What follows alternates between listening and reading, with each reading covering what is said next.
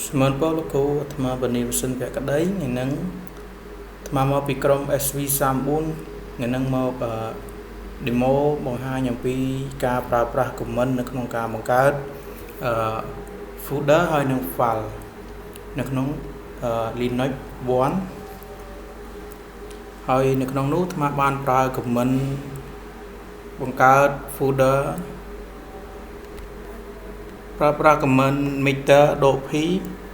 សម្រាប់បង្កើត folder ហើយនឹងប្រើ comment truth សម្រាប់បង្កើត file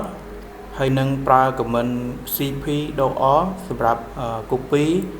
file យកទៅទុកនៅក្នុង folder ហើយថ្មបានបង្កើត folder ចំនួន2មាន ctech A ហើយនិង ctech B ឥ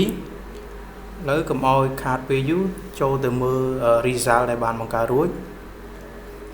ដំបូងយើងចុច lf ដើម្បីឲ្យ show file ដែលយើងបានបង្កើត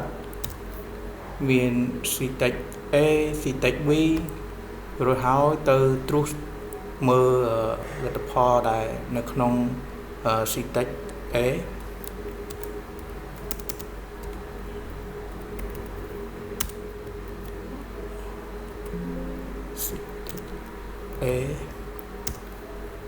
ហើយនៅក្នុង ctech A នោះទៀតមានដូចជា tick stu.c p1.a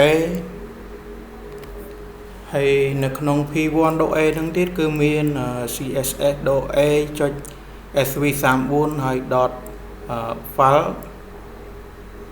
ហើយ p1.b ក៏ដូចគ្នា p1.c ក៏ដូចគ្នាហើយ stu.c sharp p2.a ក៏មាន file ដូចគ្នាឥឡូវចូលទៅមើល folder មួយទៀតគឺ folder ctech B នៅក្នុង ctech B ហ្នឹងគឺមាន file ដូចគ្នាដែរគឺមាន tick មាន stu.c p1 ហើយនឹងមាន file មួយចំនួនដែលលោកគ្រូបានកំណត់ឲ្យហើយអាត្មាមានតែប៉ុណ្្នឹងទេសូមអរគុណលោកគ្រូ